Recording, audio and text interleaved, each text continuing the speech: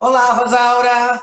Oi, querido, tudo bom? Estou muito feliz em estar aqui com você hoje, viu? Eu também. De verdade, de verdade. A gente estava conversando, pessoal, um pouquinho antes da live começar, e assim, eu fui formador do Profa, né? Então, para quem não sabe, a Rosaura, ela foi uma das professoras que fez parte da criação desse projeto, né? Que, na minha opinião, é um projeto que é um marco na história da alfabetização do Brasil, É né? verdade. Então, tá aqui com você hoje, além da gente ser amigo e da gente ter essa relação afetuosa de amizade, mas essa live ela também tem um componente de uma relação afetiva com o lado profissional por conta da minha participação junto ao Profa. Então, assim, eu estou Foi muito uma feliz. Viu? delícia participar com tanta gente bacana, né? Nós acabamos criando uma comunidade de formadores, de alfabetizadores do país inteiro, né? Que Para quem não bacana. conhece, é jovenzinho e está aqui, o Profa foi o programa de formação de professores alfabetizadores que foi criado no ano 2000 por uma equipe, eu e mais uma porção de gente bacana, e ele se estendeu por todo o país, né? As secretarias de educação se organizavam em polos para que a gente fosse fazer a formação inicial dos coordenadores de grupo. Foi uma grande experiência, uma das experiências profissionais assim mais importantes que eu tive na minha vida, na minha trajetória mesmo de educadora, né? É uma Que delícia e lindo. muito bom estar aqui com você 20 anos depois, 20 não é? anos depois, olha só. 20 anos depois. Gente, eu acho que a gente pode ir começando. Hoje a gente tem a honra de ter aqui a professora Rosaura Soligo, que vai discutir conosco. É possível alfabetizar à distância? A Rosaura ela é psicóloga e pedagoga, doutora em educação e coordenadora do Instituto Abaporu. A Rosaura, ela também tem um blog que chama rosaurasoligo.wordpress.com. Rosaura também tem um texto que, de certa maneira, conduz um pouco da nossa conversa hoje. Esse texto vai ser disponibilizado para vocês. Tá certo, Rosaura? Então, Tá vou passar a certo. bola para você. Você pode se apresentar de novo se quiser, fica à vontade. E eu tenho certeza que vai ser ótimo hoje. Bom, bem-vindos todos e todas que aqui vieram participar dessa prosa com a gente, né? Eu acho que você me apresentou já muito bem, eu só queria acrescentar o fato de que eu iniciei na educação como professora da Escola Pública Estadual de São Paulo, em uma cidade chamada Itaquaquecetuba, lá nas perifas, nas quebradas, né? É, Foi uma experiência muito importante para mim ter iniciado minha trajetória profissional na periferia, na escola pública, né? Eu preciso dizer para você, Ronaldo, que talvez você não saiba, que eu nunca quis ser professora em toda a minha vida. Eu queria a vida toda ser psicóloga e nada mais, né? Tanto que eu fui fazer faculdade de psicologia. E eu achava muito sacrificada essa vida, porque minha mãe foi professora durante muitos anos, depois coordenadora pedagógica, diretora de escola, e eu via toda a lida na escola rural, o conjunto de preocupações que ela tinha de ensinar as crianças, né? E isso foi me trazendo uma ideia de que não era para mim esse negócio, eu queria mesmo era ser psicóloga, né? Mas a gente se engana muito a nosso próprio respeito, né? Porque acho que no fundo, eu sempre quis mesmo era ser professora. Tanto que quando eu caí nessa vida, não saí nunca mais, né? Eu, Não. eu não me achava uma boa professora no início, né, da minha carreira. Eu era uma usuária já da escrita, eu sempre gostei muito de escrever, e eu tinha uma sensação que aquele jeito de alfabetizar com sílabas simples e depois que iam virando depois sílabas complexas, que aquilo não tinha a ver com a língua. mas eu não tinha recursos para entender como poderia ser feito de outra maneira que não do jeito convencional, né? Então, as pessoas diziam que eu era ótima, que eu era muito criativa, e eu fiquei achando que talvez eu tivesse uma contribuição a dar muito mais na educação do que na psicologia, e hoje eu brinco que eu sou uma psicóloga de armário, né? Na primeira oportunidade eu já saio analisando, dando conselhinhos e fazendo comentários de cunho psicológico de botequim, como eu costumo dizer, né? Então, assim, eu queria abrir essa nossa conversa, Ronaldo, lendo um depoimento meu que mostra alguns dos meus enganos como professora alfabetizadora, procurando melhorar a minha condição, a minha formação, a minha capacidade de trabalho docente, né? Tem muita gente que olha para mim, depois de 43 anos na educação, e pensa que eu nasci assim sabida, igual as pessoas acham que eu sou, né? Mas não é assim. Em 43 anos a gente tem muito chão para aprender e muitos erros cometidos também, claro, né? Então, eu vou ler um depoimento, é curtinho, algumas pessoas que estão aqui acho que já conhecem, mas eu acho importante para humanizar essa relação de mim, que sou considerada uma pessoa que entende, né? Não sei se entendo, mas assim me consideram, de alfabetização, ensino da língua portuguesa, especialmente nos anos iniciais e tudo mais, e acho que é importante saber que eu já fiz bobagens bem grandiosas. Então, vou começar por aí, porque eu acho que é bom saber que somos todos iguais nessa vida docente, né? Não é muito simples ser professor, aliás, muito pelo contrário. Então, eu vou começar assim. Quando na década de 80, há mais de 30 anos, comecei a estudar a psicogênese da língua escrita, uma das questões que mais me intrigou foi a hipótese infantil de que seria impossível ler um escrito com menos de 3 letras em média. Achei isso tão interessante que fui investigar com os meus alunos do ciclo básico e eles confirmaram. Eu havia estudado isso e eles me diziam que era mesmo assim, porque quase todos afirmavam que 2 letras não dava para ler. Uma, então, nem pensar. Né? De vez em quando eu me lembrava do quanto era incrível e real essa ideia e me indagava por que nós, professores, não perguntamos mais para os alunos, para poder saber o que eles pensam, né? Por que nós não perguntamos para as crianças o que elas pensam para poder conhecer muito mais sobre os processos de aprendizagem com esse ato simples de perguntar: por que você fez assim? Me conta melhor. O que você pensou para fazer isso? A gente seria, se tivesse essa atitude indagativa com as crianças, a gente seria muito mais formada por elas, né? Coisa que a gente perde essa oportunidade, lamentavelmente. Desde que comecei a alfabetizar, eu trabalhava com o que se convencionou chamar na época de método Paulo Freire.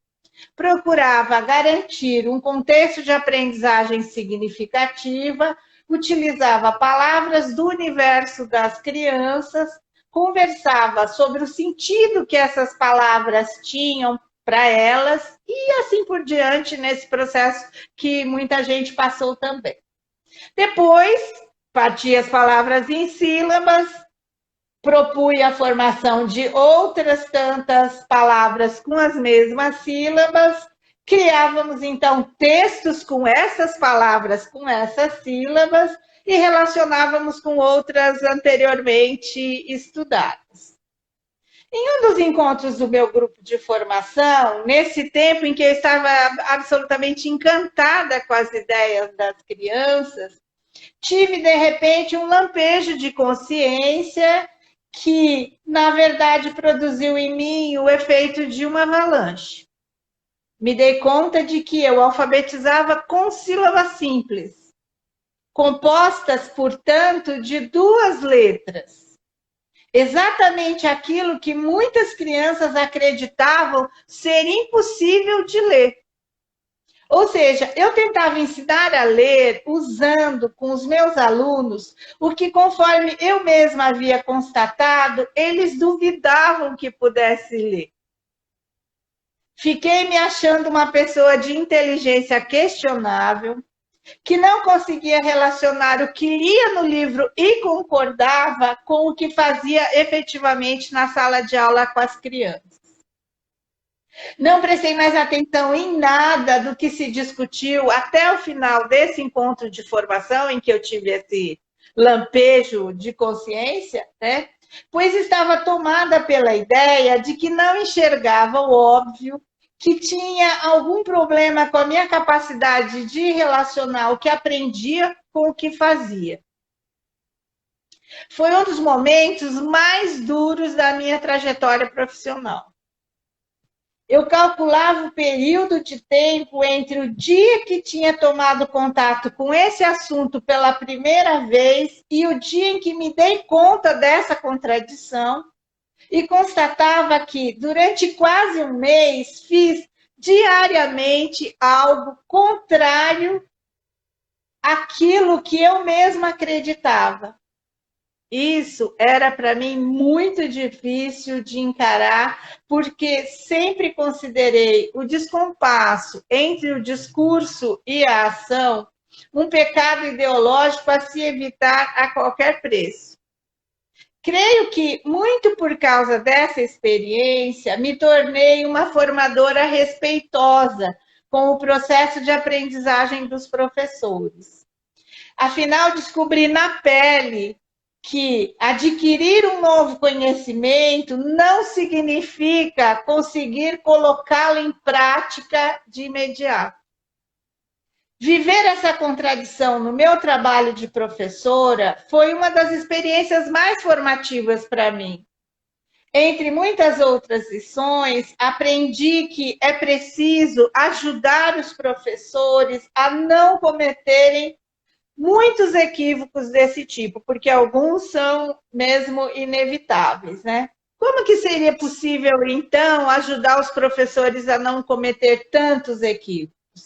Explicitando que enganos assim são possíveis de acontecer o tempo todo, discutindo as implicações pedagógicas do que se aborda teoricamente, mostrando não só por onde é, mas também por onde não é. E falando dos nossos próprios equívocos, que é o que eu estou fazendo aqui agora, né? Assim, talvez possamos produzir resultados muito melhores do que em aulas teóricas sobre o processo de construção do conhecimento docente e a provisoriedade dos saberes construídos. Então, eu achei que seria bacana a gente começar essa conversa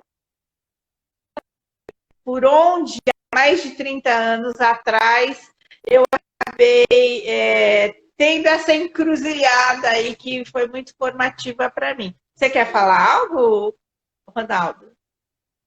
Não, pode continuar. Eu estou adorando. Você fazendo assim, me deu a impressão que você queria falar, por isso que eu estou perguntando. Você achou bom para começar por aí? Tá ótimo, tá ótimo. Eu acho que quando a gente começa a pensar nos próprios equívocos, que é exatamente esse movimento que você está fazendo com a gente se coloca todo mundo nesse lugar formativo, né? E de que a escola é uma potência de locus de formação e que muitas vezes a gente não se dá conta quando a gente está lá como professor, que a gente também pode aproveitar desse espaço para se formar, né? Eu fiz ontem uma live Prado, que está aqui também, que foi meu orientador, e a gente falava um pouco do tanto que, lamentavelmente, há uma ideia na educação, não porque é própria da educação, mas é a ideia que predomina na sociedade, que o conhecimento que vale é o conhecimento que vem da universidade, como resultado de processos de pesquisa, e que o que a gente aprende quebrando a cabeça, né, fazendo todo um processo de reflexão sobre a própria experiência, sobre os equívocos, sobre o será que, sobre os e se, né? Como se isso não tivesse valor, né? E eu e o Guilherme discutimos ontem que isso é muito triste, que a gente precisa dar um salto e valorizar de fato o saber da experiência, podendo relatar por escrito, né, como um registro daquilo que nos passa, como foi o caso desse relato que eu produzi há muito tempo atrás, que se eu não tivesse produzido, talvez eu nem me lembrasse mais desse processo e tampouco poderia estar lendo aqui, né? Então, o saber da experiência que vem por esse processo de reflexão sobre o vivido tem tanta importância quanto o conhecimento acadêmico, né? E muitas vezes na escola a gente precisa de conhecimentos que não estão disponíveis, porque na universidade não se achou por bem pesquisar a respeito deles, e que se a gente tivesse uma cultura de compartilhamento de experiências relatadas por escrito, né, de narrativas da experiência, seria muito mais, menos pedregoso, digamos, né? O caminho para a gente ir construindo conhecimento profissional, né? Mas não era nada disso que eu vim falar aqui. Eu vim falar aqui sobre se é possível ou não alfabetizar à distância, né? E aí eu vou fazer uma coisa que geralmente os educadores não gostam, que é dizer que depende, né? Se é possível ou não alfabetizar à distância, depende.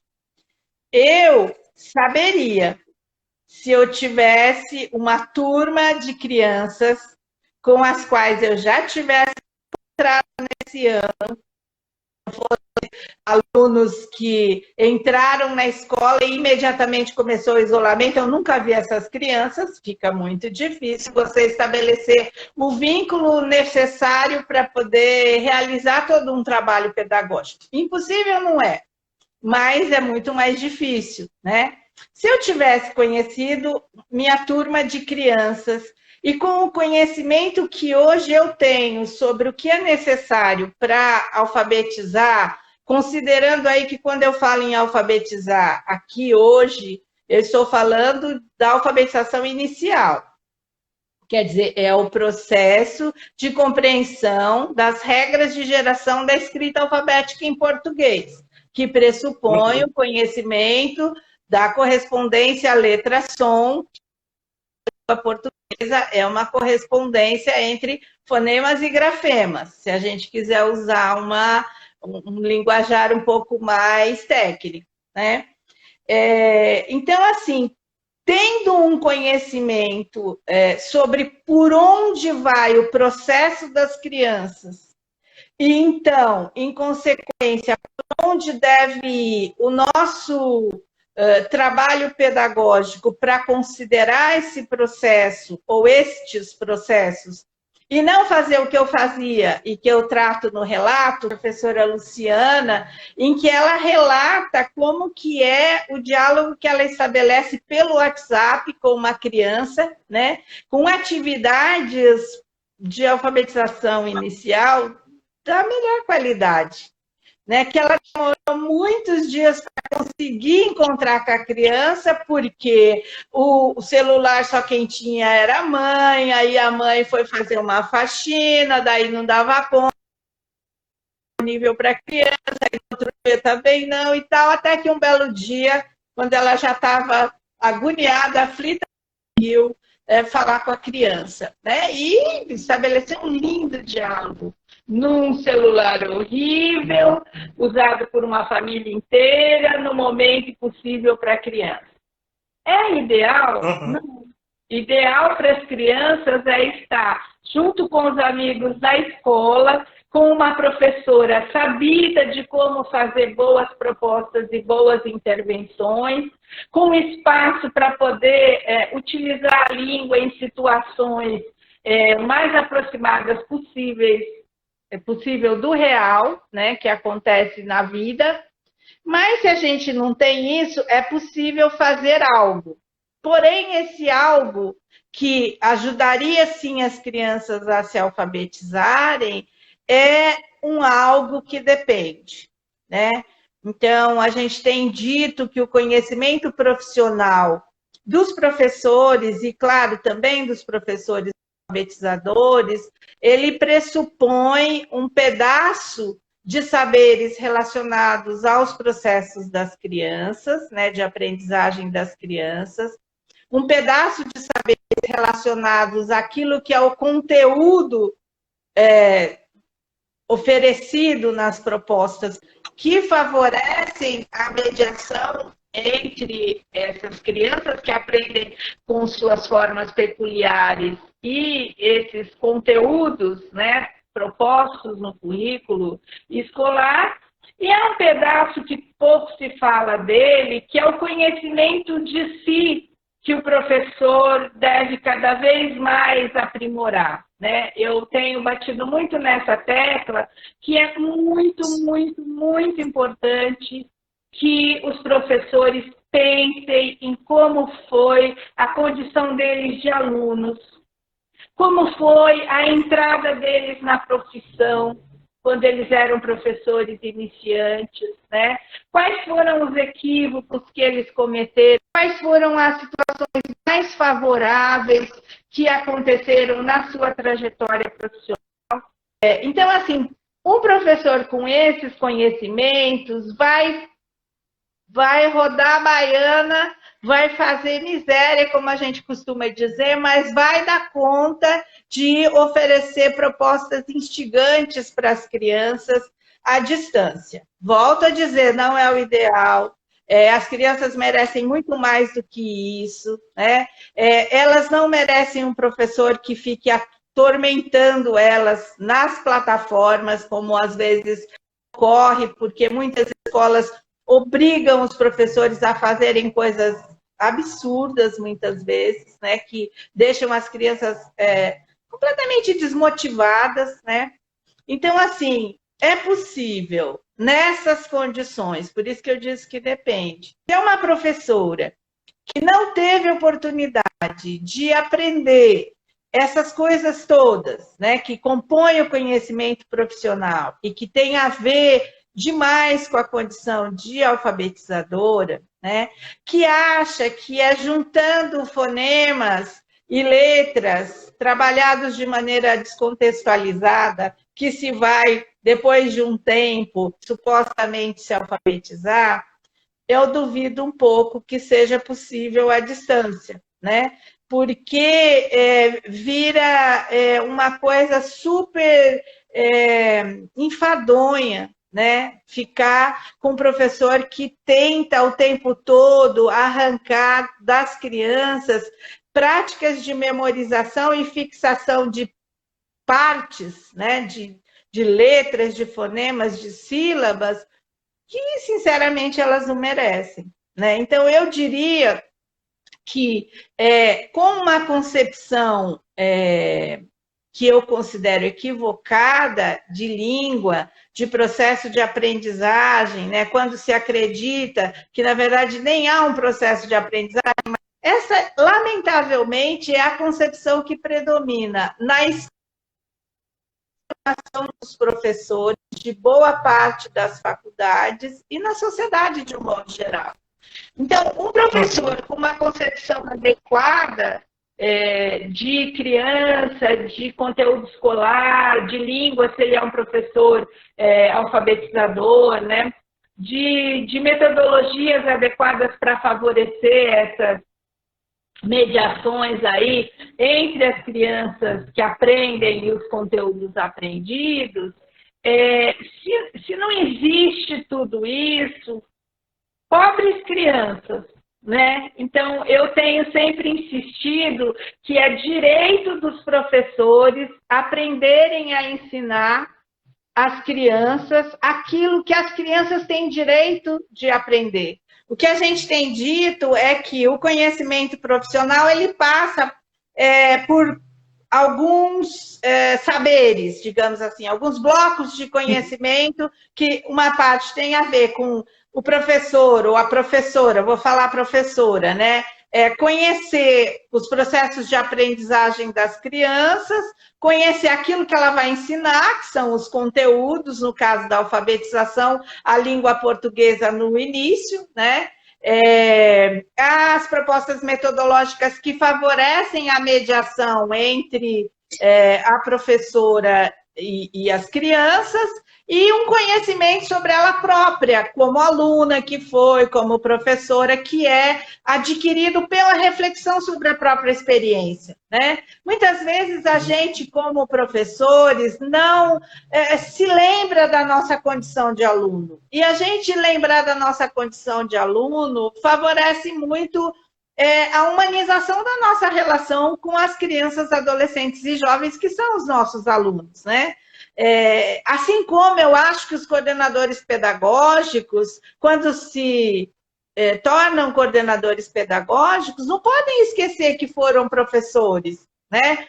Então, essa reflexão sobre si, na condição de aluno, de professor iniciante, de professor já em processo, das experiências mais adequadas, que foram mais potentes para aprendizagem e tudo mais, eu acho que tudo isso ajuda muito e favorece, num momento como esse que a gente está vivendo agora, a possibilidade de ter uma interlocução com as crianças à distância que ajude a aprender, né? Então, eu tenho um grupo de formação que tem acontecido, e a gente tem feito alguns encontros com a Rosângela Veliago, que você conhece também, né? E que ela tem contado um pouco nesses encontros como é que ela tem orientado como coordenadora os professores de 2 escolas em que ela trabalha a realizarem um trabalho com as crianças que é belíssimo, né? Que são trabalhos não só com crianças na fase de alfabetização, mas também na educação infantil. Então, assim, quem tem conhecimento didático, quem sabe sobre os processos das crianças e tudo mais, vai saber o que fazer à distância. É bom, melhor estar na escola, muito mais bacana, né?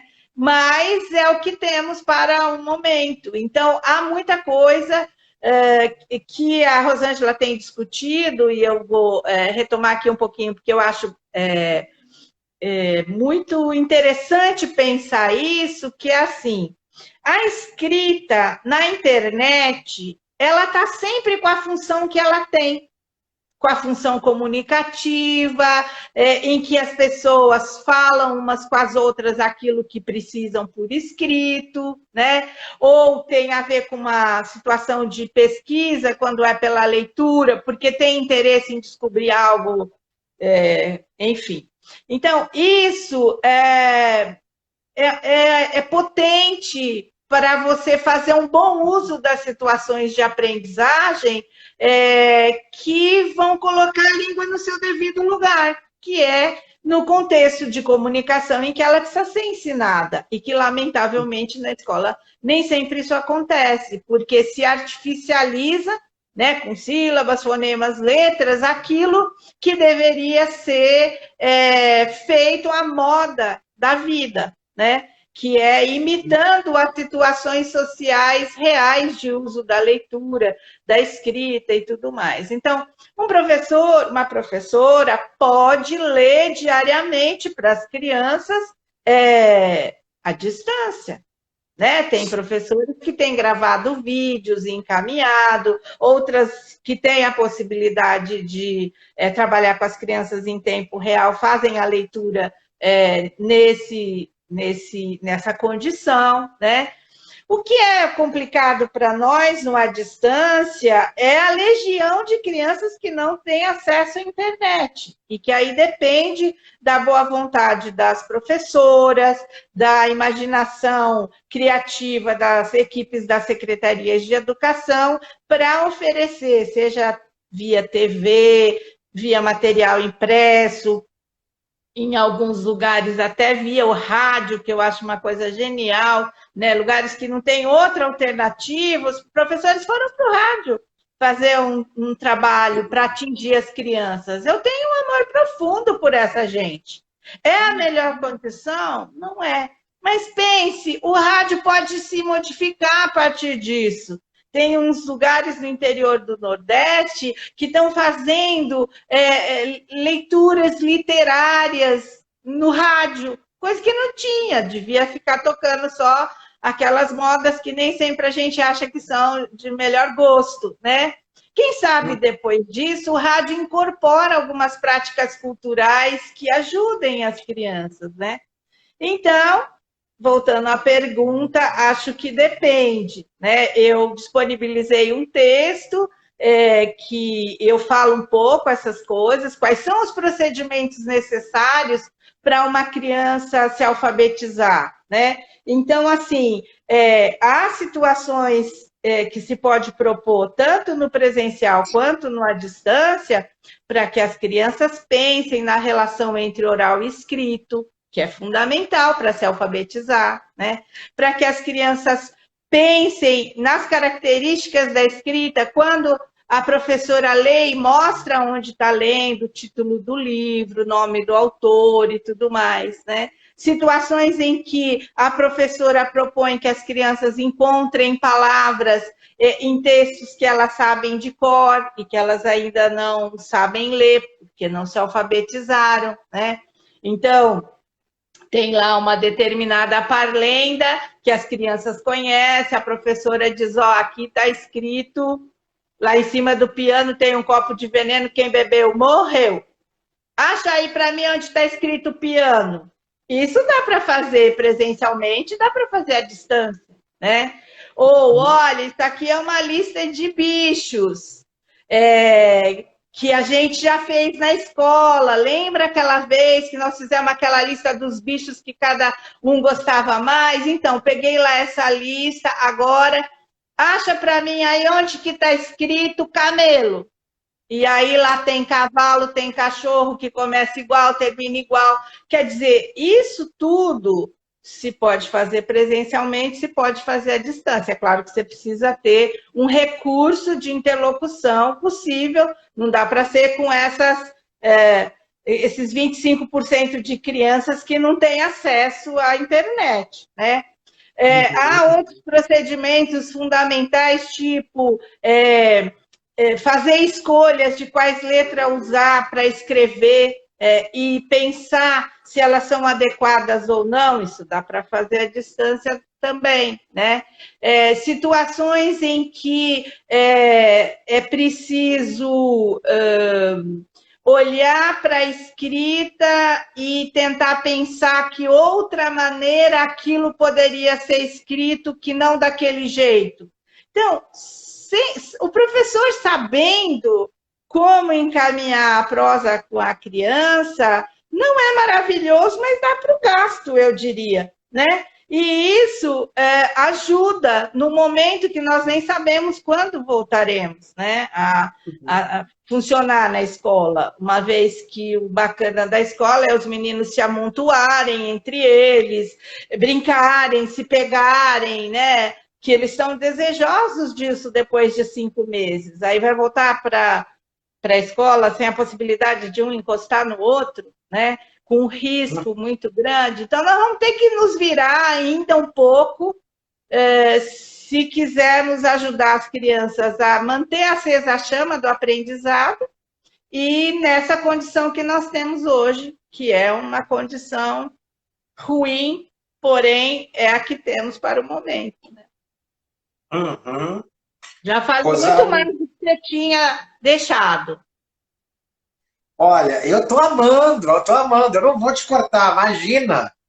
Rosaura, a Rancena está dizendo que, então, incorporar as práticas culturais e pedagógicas que foram exitosas, elas devem ser um legado, né? Sim, exatamente. Exatamente. É isso mesmo. Ela já respondeu. A Barbs Ruschel, eu acho que é isso. Ela está falando que ela enfrenta um problema, porque na grande Sim. maioria das vezes os pais dão as respostas para as crianças na hora do Então, desenvolvimento das atividades, né? então, É... Hum, esse é um problema. Porque o que que acontece?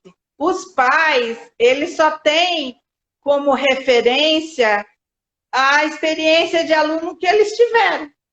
A ajuda que eles vão dar é da sílaba, do fonema, da letra, não é de deixar a criança errar, né, fazer acontecer suas hipóteses da maneira que elas acham que é, né?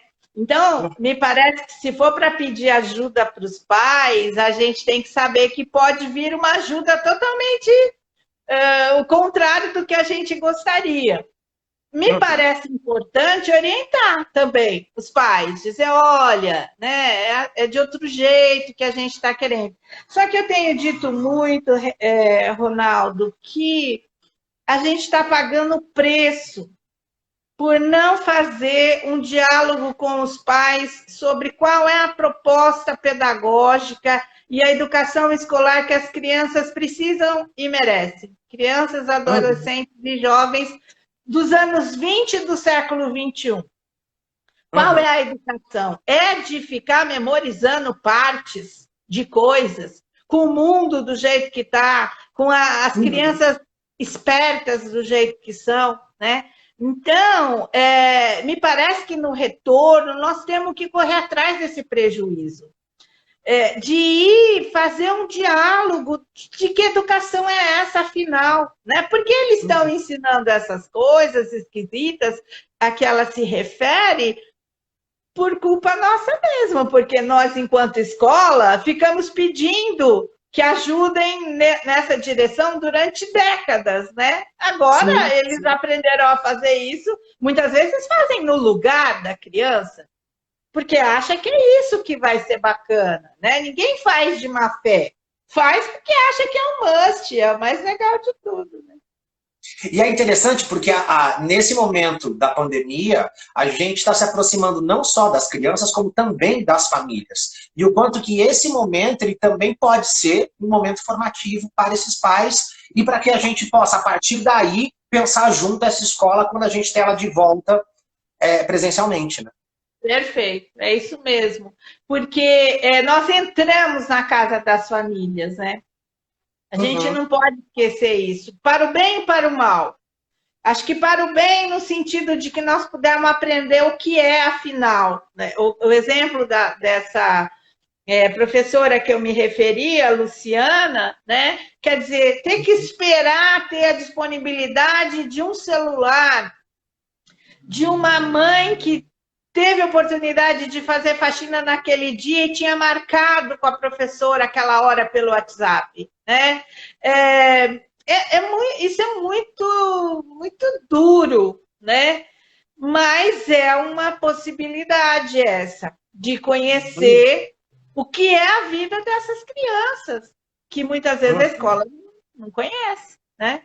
E dos pais também saberem o que é bom para tosse quando a gente é professor, né? Porque eles também estão vendo como é duro. Isso que eles estão com 1, 2, 3 lá e a gente tem 30, né? Muitos pais falaram isso para os professores. Nossa Senhora, agora que eu estou vendo como é que é e tal. Então, acho que muitos aprendizados aconteceram, né? A gente vai sei lá, vai aprender coisas aí. Eu só tenho desejo, Ronaldo, que a gente não perca no retorno toda a potência dessas aprendizagens que estão em andamento e que só vão se concretizar se a gente ficar com a pulga atrás da orelha, tiver uma vigilância mesmo ali, diária, cotidiana, se tiver um trabalho coletivo na escola, um coordenador que se coloca como parceiro para pensar junto, como é que nós vamos fazer agora? Tem que redimensionar todo o currículo no retorno. Né? Sim, não dá para sim. fazer tudo daquele jeito e encher os meninos de lição, aquele monte de conteúdo que pode ser que não sirva para nada. Diante Sim. das demandas de um conteúdo mais humanizador, mais de valores, de solidariedade entre eles, de ajuda, né? Aqueles conteúdos que desde a Constituição está se falando que a escola precisa trabalhar para garantir o pleno desenvolvimento da pessoa. Ao invés de ficar insistindo em conteúdos de matemática, de ciências, de geografia, de história, que são importantes, sim, são, mas tem outros, e estes não podem estar no lugar de todos os outros. Então, dar um saculejo no currículo no retorno é fundamental. Né? Mas, às vezes, Rosalba, eu tenho a impressão que o poder público, mesmo na pandemia, não acordou para a necessidade de um repensar urgente do currículo nesse momento que a gente está vivendo. Né? A gente ainda está preso em algumas práticas que são burocratizadas, né? Que são engessadas. Eu percebo que muitas vezes, assim, nós como professores ainda, mesmo diante de toda a dificuldade que a gente está vivendo, a gente não consegue pensar a escola de forma autônoma. É verdade. É verdade. E eu acho que esse saculejo ele tem que vir também do poder público, né? Não só em nós.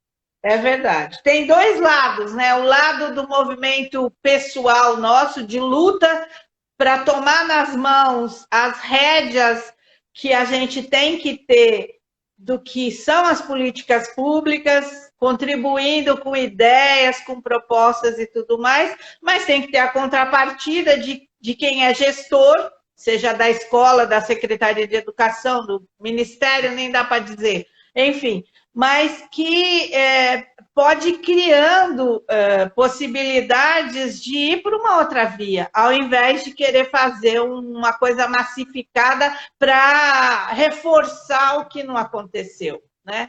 Isso é uma loucura. Nós não podemos deixar isso acontecer. Né? Sim. Rosário, eu tenho mais 2 perguntas e 8 minutos. Ó, eu não anotei o nome, me desculpa, mas uma professora traz uma leitura que ela fez sua sobre contrato didático, e aí ela diz, né, as escolas conseguiram explicitar o seu contrato didático nesse momento?